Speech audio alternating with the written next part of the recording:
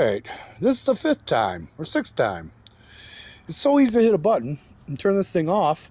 You wouldn't. I just have trouble believing it sometimes. Anyways, and there was a house burning. It's cleared the air, so I must have got it put out. You hear the trains off in the distance making their yell. Here, if I bump it up, it'll turn up the volume, so you might be able to hear it. No, maybe not. Anyway, oh, the wind's blowing. It's got my wind chimes making that noise. Love that noise. Those are shells. My grandmother got those down in Florida back in 1960 something. They were in the closet for a long time, but I brought them out. I mean, why have something if you're not going to use it? Anyway, yeah, somebody needs to learn that lesson. There's the Japanese irises. It looks like all 5 lived. Oh, I'm so thankful for that. We might actually see some blooms on these this year. Again, I've been moving things so often, so regular, that you can say I've been moving for 40 years. Coming home here to Mom's place, it was the first time I get a chance to unpack everything that's been waiting to be unpacked. A lot of it's inside my own head. Because I got that disability when I was 50. That was the first time I told the truth about anything. Because, I lived a life that could have got me put in prison for the rest of my life. And damn near did 3 fucking times in a row. Because I was facing life imprisonment 3 times before I got straightened out. And realized I hadn't hurt no one. And anyway. And I've been around a lot of bad people in my life. I've put 5 men in prison for murder and rape. And they're probably not the last. Sadly. Never agreed with the way this place is. The Western is mostly about war. In war, you can lay rape and robbery and murder at its feet, because what starts a war is one of those injustices to someone, and, it fucking carries out, and the next thing you know, it's a vendetta, and or a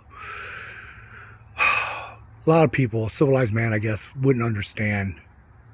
And I shouldn't call them civilized. Anytime you let somebody come into your house, rape and murder your family, and you let them walk away, you ain't no man.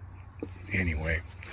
So, it comes back to, I saw a star that wasn't a star when I was 1965. I was 4 years old that summer, getting ready to go to school. And me and Mom was arguing about that school. I wanted no part of it. I wanted nothing that separated me from her. I wasn't going to allow it. And school's all about separation. Separate you from everything. And because I'm autistic, so I naturally separate myself from everything that isn't innocent, that isn't small, that isn't needs protecting and or help. Those that can stand on their own 2 feet are too strong for me. Usually they have some strong ideas that end up making me want to hurt them, or them hurt me because I disagree with their fucking philosophy. But anyway, only 3 minutes, good. Hopefully I can get this in order right. See, I'm already off track. I do that every time. My stories go into stories that go into stories that go into stories. They're also intertwined and intertwisted. I can be 50 miles down the road one way, still talking about the way I was standing, and you won't even realize it. Anyway, so what I have to say is this. I saw it when I was 5. It was bright white with red, green, blue, and yellow. It was small like me. I wanted to pick it up and bring it home because I knew it would give joy to this world. Anyway, I saw it again, 1970, age 10, and I called to it this time, and it came, which confirmed that this is real. This ain't no story. This is something real. And then 12, being took out of my bed. Well, should I say, I heard her screaming. I heard her crying. I knew there was panic in the air. I jumped from my bed to find out what was wrong. And what I heard and saw coming at me, coming for her, god awful shit. It had the wind, strongest wind I've ever seen. And a sound sounded like blades cutting the air, just that thump, thump, thump, thump, thump, thump of many blades cutting. And when my arm passed through it the first time, it scared me. And looking back at her and looking back at it, I knew it wasn't going to get past. I was not going to let that motherfucker have her. And so I chased it out the house. In later years, thinking about it, it needed to be chained down. I was not equipped to think of it or do it then. I am equipped to think of it now, but I haven't learned how do you chain down something so nasty that it has no place on my earth. Not one place. It feeds on pain and suffering. It is a child of war. It is a spirit of war. All I know is that it isn't as ugly as it looks. That is a facade that it puts on to try to scare you. Because it feeds on fear.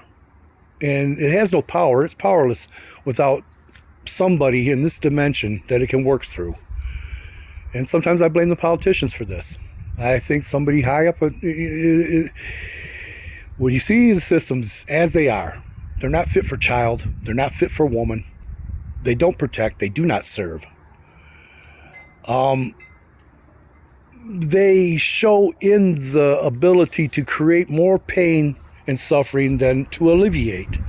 So I have to say, you are of this thing. I fought when I was a 12-year-old, but anyways, 1972. And that's probably the main thing I have to get down to this is that twice the star. Then her. And in between that, 1968, there was that song with the Orange Marmalade did that Reflections of Life. And keep in mind, it was during that month, there was a fucking heated month when China took fucking Tibet.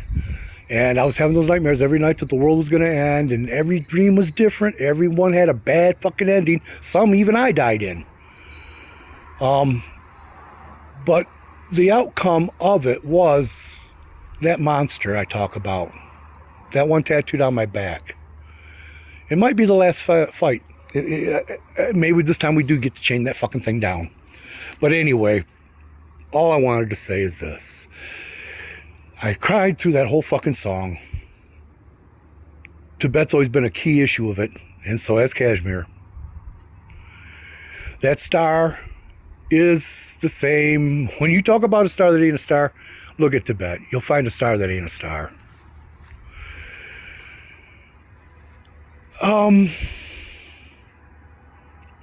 Because of the autism, I'm not real close with people. I don't care for people. We're already at 8 minutes again.